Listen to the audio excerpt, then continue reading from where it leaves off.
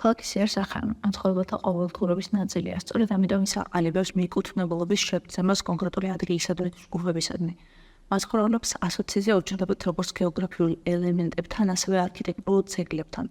მაგალითად, საქართველოს დიდ ქალაქებში ჩატარებული პროვის მონაწილეები ამბობენ, რომ კულტურული მემკვიდრეობის ძეგლები ინახავენ ისტორიას და მათ რეალურ დროში ნახვა მოქალაქეებს თავს ისტორიის ნაწილად ამცნობინებს. ადგილისადმი მიეკუთვნებულობა მნიშვნელოვან როლს თამაშობს მოქალაქეთა ემოციური და სოციალური კეთილმოწყობის თვალსაზრისით. აღსანიშნავია, რომ ასოციაცია შესაძლებელია მაშინ, როდესაც რესურსი წარმოადგენს საზიარო ყველასთვის ხელმისაწვდომი სიკეთეს.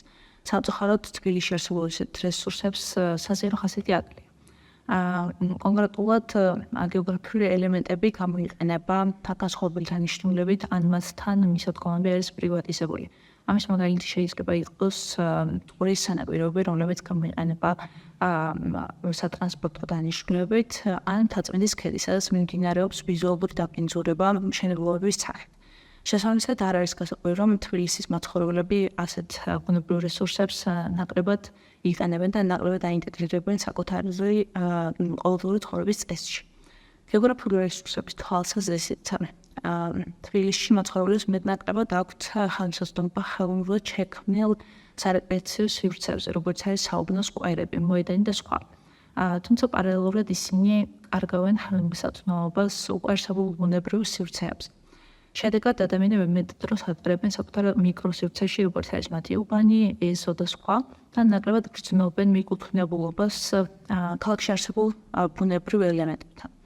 გეოგრაფიული რესურსების კომერციალიზაცია ხალხს უწყობს ეგრეთ წოდებული დახურული საზოგადოებების წარმოქმნას, ან ისეთი სივრცეების ჩამოყალიბების, რომლებიც ხელმისაწვდომია მხოლოდ გარკვეული ეკონომიკური შესაძლებლობის მქონე ან სტატუსის მქონე მოქალაქეებისთვის. ამას მაგალითად შეიძლება ჩაითვალოს სუბურბანული განვითარება, რომელიც ამჟამად თბილისის გარემოსაში აქტიურად მიმდინარეობს.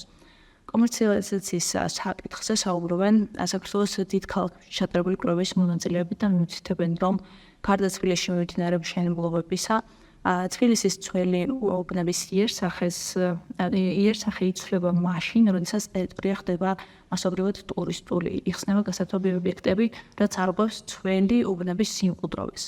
ზრდის ჯენტრიფიკაცია და აღვივებს საფრთხის შეგრძნებას მომაძებული მობილობის ფონზე. თბილისის რესურსების ტოპოგრაფიულად შესწავლა თვალსაჩინოს გახდის ურთიერთკავშირის გეოგრაფიულ და არქიტექტურულ რესურსებსა და მათ სახელმწიფოების მქონე თემებს შორის. დეტალურად შედარებების საფუძველსა კვლევა ემპირიულად დაადასტურებს სხვადასხვა ბუნებრივი და ნაშენები რესურსების გავლენას მაცხოვრებელთა კეთილდღეობაზე და ხაზს გაუსვამს ასეთ სიკეთებზე დაუბრკოლებელი საჯარო ხელმისაწვდომობის აუცილებლობას.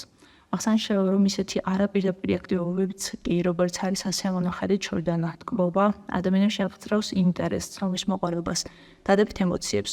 ვფიქრობ, რომ უბნისა და იუსელის თანამშრომლობით შესრულებული კვლევა უნდა გახდეს საორიენტაციო რესურსი თბილისის უბანური დაგეგმარების პოლიტიკის ჩამოყალიბების პროცესში, იმისათვის, რომ პოლიტიკამ ობიექტურად შეცვალოს მოქალაქეთა ეკონომიკური, სოციალური და ემოციური საჭიროებებზე პასუხი.